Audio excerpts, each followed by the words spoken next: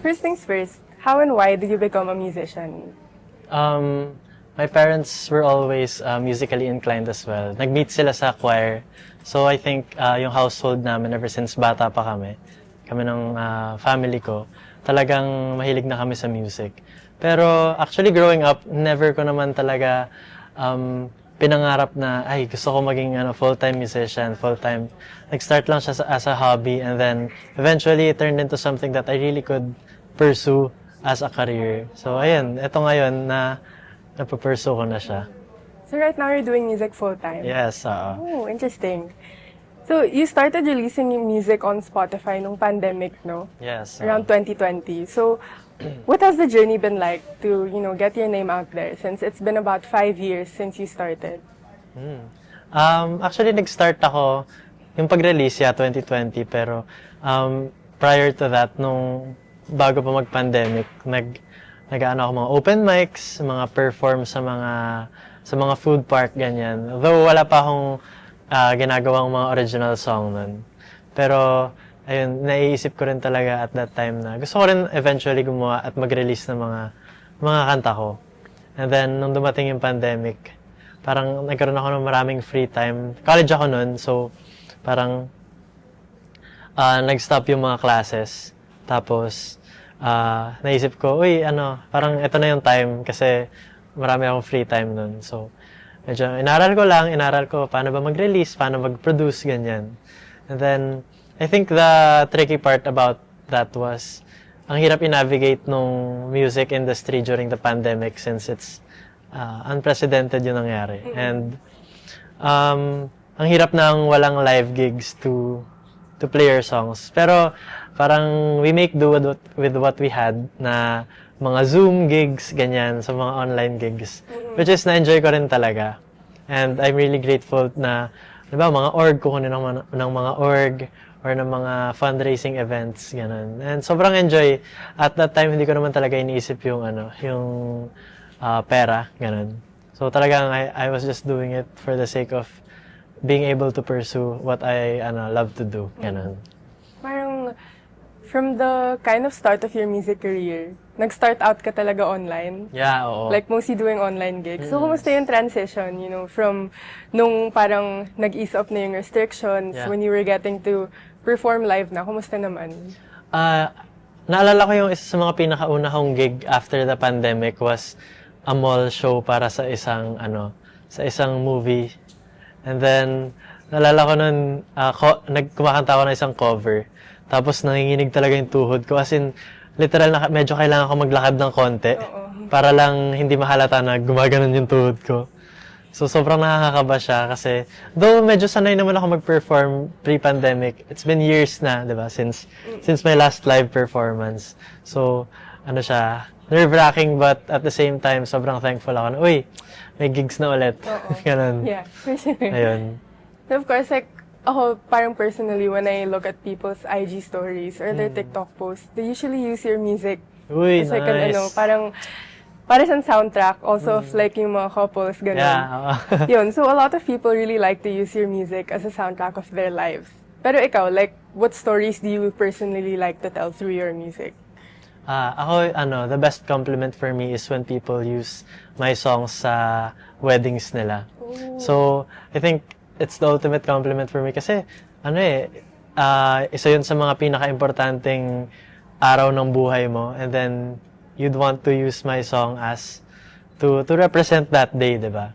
So, sobrang laking sobrang laking compliment niya to be able to na marinig na ito yung soundtrack ng pagmamahalan naming dalawa, di ba? Ganun. So, sobrang yun talaga yung best for me.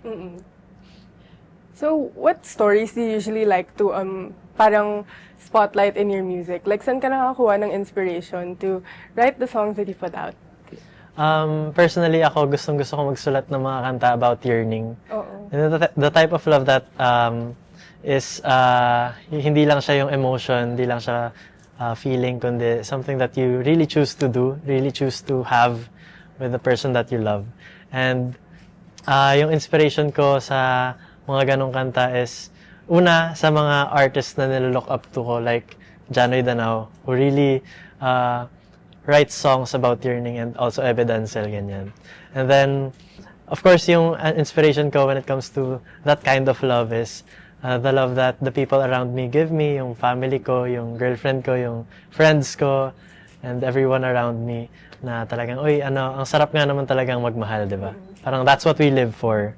So, ayun, that's what I like to write songs about. Speaking of, recently, I think several of your songs have been, of course, going viral. Yeah. So, sa bawat sandali, and ikaw lang patutunguhan. So, can you share the stories behind each song and kung paano niyo sila nabuo? Yung ikaw lang patutunguhan, actually both songs, well, una, to preface, wala akong specific process when it comes to writing songs. So, minsan, magsisimula ako sa melody, tas, ang ganda ng melody na to, parang gusto kong, igawan ng buong chorus or ganyan. So, but for these two songs, specifically, parang, nag-start sila sa isang hook na naisip ko lang. So, for Ikaw Lang Patutunguhan, naisip ko lang yung sentence na, saan man maglayag, ikaw lang patutunguhan. Like, parang parang kahit nasaan ako sa mundo, ang pinaka-inaabangan ko ay makauwi sa'yo. Parang ganun na vibes.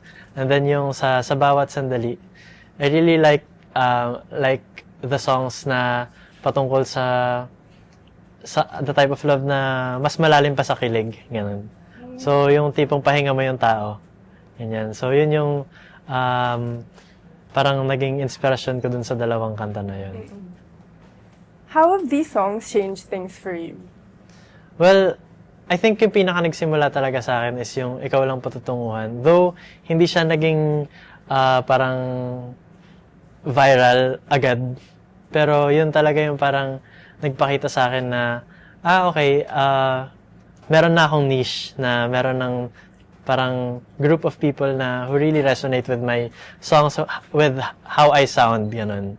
And then, itong sa bawat sandali yung parang talagang literally changed my life. Kasi, una, actually habang nire-record namin yung sa bawat sandali, I was still sa day job ko. And then, parang nagne-negotiate pa ako ng raise, ganyan. So, I was really planning to stay there for a long time. Kasi nga, pa ako ng raise, ganyan. Pero after a few months actually after 2 months lang na na-release yung sa bawat sandali, parang sobrang dami kong mga gigs na bookings, ganyan na, which is a good thing na parang kailangan ko na talagang mamili kung kaya ko pa ba siyang i-balance or if full time ko na ba yung music. And I think at that time, talagang naisip ko na parang tagal ko na rin naghihintay ng break to be able to break through na masabi ko talaga na kaya ko na to gawin full time. And then, doon naisip ko talaga na that was that moment na yun. And naisip ko na baka kapag hindi ko pa tinry full time at ibigay lahat ngayon, baka pagsisihan ko sa huli. So whether or not it works out in the end, I think hindi ko na siya mapagsisisihan kasi sigurado ako sa sarili ko na nabigay ko yung lahat ng kaya kong ibigay. Ayun. How has pursuing music full-time been for you so far? Like, nung earliest days pa lang, nung nagta-transition ka pa lang, kumusta naman? Like, sobrang nakakapagod siya. Kasi, as in, may mga araw na galing kaming isang gig, tas lilipad kami papuntang isa pang gig. Pero sobrang saya. Na-realize ko talaga na ang sarap talaga mapagod pag gusto mo yung ginagawa mo. So, ito yung pagod na very fulfilling. Yung pagod na at the same time parang nare-recharge ka rin kasi, gusto ko itong ginagawa ko and pakiramdam ko ang tagal ko itong pinaghirapan. And finally, I'm somehow reaping, diba, yung mga fruits ng na tinanim ko rin for how many years. So, sobrang saya lang sa feeling and I really want to be present na ayokong masyadong tumingin sa, what's next, ganyan. Kasi I'm right here, right now. And I really want to just savor up yung kung ano yung meron ngayon. Ganun. yeah. Of course, it's like your body is tired but your heart is happy pa rin Yes, naman. so super. Yun, so what do you hope to do with this newfound recognition that you have? Ako, gusto ko lang talaga mas maging consistent. Lalo na sa pag-release ng mga songs. Kasi Sa totoo lang, I think doon ako medyo nahirapan nung meron akong day job, which is releasing songs. Kasi it's not easy to write songs kapag punong-puno yung schedule mo na, okay, pag may araw, tatrabaho ko, tapos sa gabi, gigig ako. So, hindi ko masingit yung idle time na kailangan ko to write songs. And now, meron na akong time talaga na kaya kong i-dedicate for writing songs, which is, I think, one of the most important things of being a songwriter, diba? And now that I have that time, I can assure myself and the people who are waiting with me na kaya ko na maging mas consistent sa mga releases ko, which is what I really plan to do this year. Gusto ko maglabas ng kanta. I really want to pour my heart out, lalo na sa mga taong sumusuporta sa akin. Ayun. So I'm curious lang din, what were the things that you kind of had to unlearn when you were, of course, easing into pursuing music full-time pa lang? Like, were there things that na parang nahirapan ka to get used to when you were still starting out? I think, yung mga araw na pahinga ko lang talaga, parang naisip ko, hala, dapat may ginagawa ako ngayon, dapat meron akong productive na ginagawa. Pero, naisip ko rin talaga na the productive time is just as important sa rest. So, I think that comes hand in hand na kailangan mo ring magpahinga. Yeah. Lalo na kapag yung mga gigs namin nasa out of town. So, madaling araw pa kami yung call time, tapos gabi pa yung set. So, madaling araw ulit kami makakauwi. So, maraming mga ganon na time. So, I really have to set aside time for rest na hindi ko kailangan ma-stress na, bakit wala akong ginagawa ngayon? Bakit wala akong productive na ginagawa. But I think rest is also productive, diba? So that's something that I really had to force myself to learn ngayong nagpo-full time na ako sa music. Yeah, I think a lot of people can relate also, like especially when you're going from one environment to another. Yes, oo. Yung rest talaga, yung parang babaliw ka. Oo. So, of course, like I think you've met quite a lot of your idols na rin, like si Jonay Danao.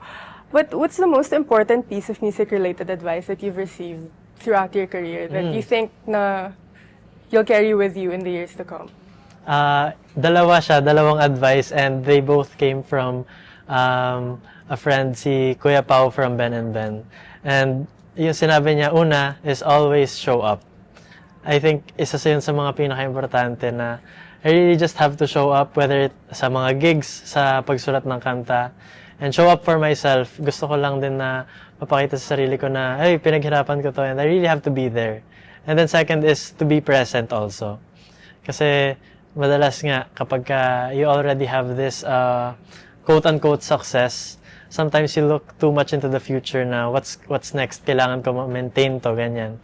Pero gusto ko rin kailangan din maging present na, uy, andito ako ngayon. I really have to just be here, touch some grass.